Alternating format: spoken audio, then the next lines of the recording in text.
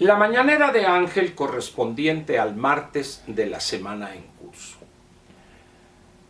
Si bien el eco de lo sucedido el domingo, anteayer, va a dejarse sentir en los próximos días,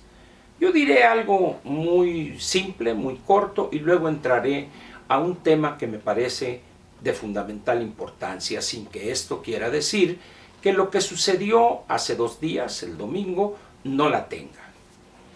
Yo creo que los 2 actos del domingo, tanto la concentración en la Plaza de la Constitución y este rosario de repeticiones cansadas, cual letanía de parte de López, pues en realidad tengo la impresión, y platicando con algunas personas especializadas en comunicación, que ya se nota el desgaste de un estilo de repetir lo mismo sin ofrecer algo nuevo. Sin embargo, es el presidente, él no necesita consultar a especialistas, él lo es en todos los ámbitos del conocimiento. Pero decía, lo que sucedió el domingo, tanto en la parte del Zócalo como en la marcha, ha dejado mensajes o ha enviado mensajes muy claros a las 2 partes, entendiendo las partes por un lado López y sus seguidores, y por otro lado grupos de la sociedad hartos o molestos o simplemente que han pretendido hacerse escuchar con sus demandas específicas. A esas 2 partes, lo sucedido el domingo les envió mensajes muy claros. Dejó también enseñanzas todavía más claras y ya va a depender de cada una de esas partes si escucharon los mensajes dirigidos específicamente a cada una de las partes y si van a tomar en cuenta esas enseñanzas para próximos actos en la Plaza de la Constitución y para próximas marchas. Tengo entendido, si no estoy equivocado, que para el 24 de febrero está convocada otra por parte de organizaciones sociales al margen de partidos y de entidades políticas en términos generales. Muy bien, ya veremos cómo evoluciona esa parte de la lucha política. Vayamos a lo que me parece realmente en estos momentos de una gran trascendencia. Uno de los aspectos que dejó en claro el proceso accidentado de la aprobación del decreto de presupuesto de egresos de la Federación, más que la rebatinga de recursos, el agandallaje por parte de López para financiar sus programas del malestar, el espectáculo grotesco, una ópera bufa que representó Mario Delgado y todo lo que rodeó eso, yo creo que esa sería la parte, vamos a decir, de la superficie. Subyacente a esa superficie hay un elemento que lo han empezado a mencionar uno funcionario del Ejecutivo y el otro presidente de la Comisión de Presupuesto y Cuenta Pública de la Cámara de Diputados. El primero, el subsecretario de Ingresos de Hacienda, y el segundo, como dije, presidente de la Comisión de Presupuesto. Ambos ya hablan con una frecuencia mucho mayor de la necesidad imperiosa de aprobar una reforma fiscal. Y dicen que no hay recursos para poder financiar de manera sana una serie de, vamos a llamarle de alguna manera, proyectos que serían básicamente recursos casi ilimitados para los programas del malestar. Hay una serie de compromisos dentro de la estructura del presupuesto que es muy probable que crezca en los próximos 5 o 10 años casi de manera exponencial y es lo que se llama en la distribución aportaciones pensionarias. Incluyo aquí las pensiones contributivas y también las no contributivas. Estos 2 tipos de, primero, una es pensión, en el sentido correcto, y la otra es una, pues no voy a decir dádiva, pero es un apoyo, vamos a decir, del gobierno federal a grupos que no tienen forma de obtener una pensión, y dado que es universal este apoyo, incluso a algunos mexicanos que teniendo ya una pensión dentro de la formalidad, reciben también aquella ayuda o apoyo, como guste usted llamarlo, pero en términos correctos no es una pensión, porque no hay una aportación durante X número de años para tener derecho a esa cantidad, que sería ahí sí correctamente llamada pensión. Entre otros temas, infraestructura, formación de capital humano, que esencialmente es apoyo a la educación pública y también al servicio de salud pública. No hay dinero, y en vez de hacer un recorte de programas que no tienen control, que no tienen reglas de operación, el presidente se aferra a eso por la rentabilidad electoral que él piensa tienen esos programas, en detrimento de otros que son fundamentales para elevar la productividad del país o de algunas actividades. Ese proyecto de una nueva reforma fiscal, en vez de hacerse como dijeron o como se comprometieron a partir del 2022, es decir, una vez que ha sido resuelta la elección intermedia a fines del año 2021 y ya con una nueva legislatura, y pensando en que Morena ganaría 251 diputados por sí mismo, sin necesidad de otros partidos, entonces ahí sí le entrarían al tema de la reforma fiscal. Eso significaría que la consideración que habían hecho tanto en la Secretaría de Hacienda como en la oficina del presidente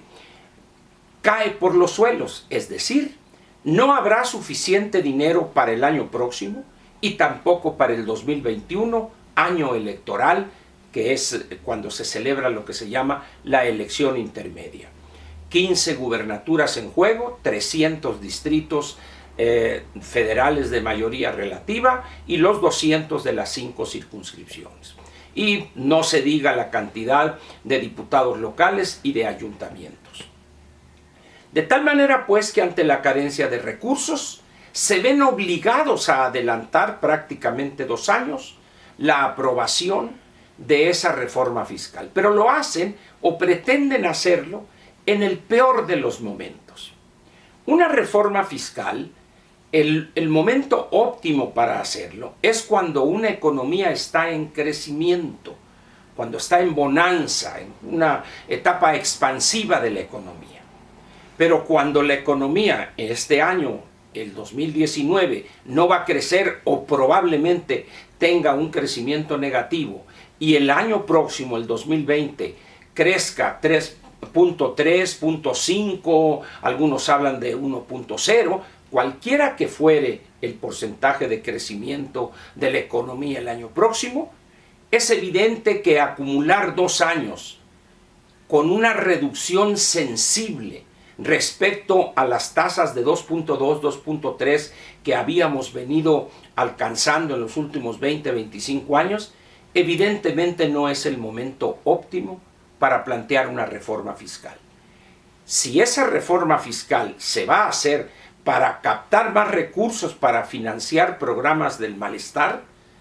aquello va a ser un desastre mayor que el que ya estamos viviendo. En esas condiciones, cuando la economía no crece, lo que procede en materia fiscal es reducir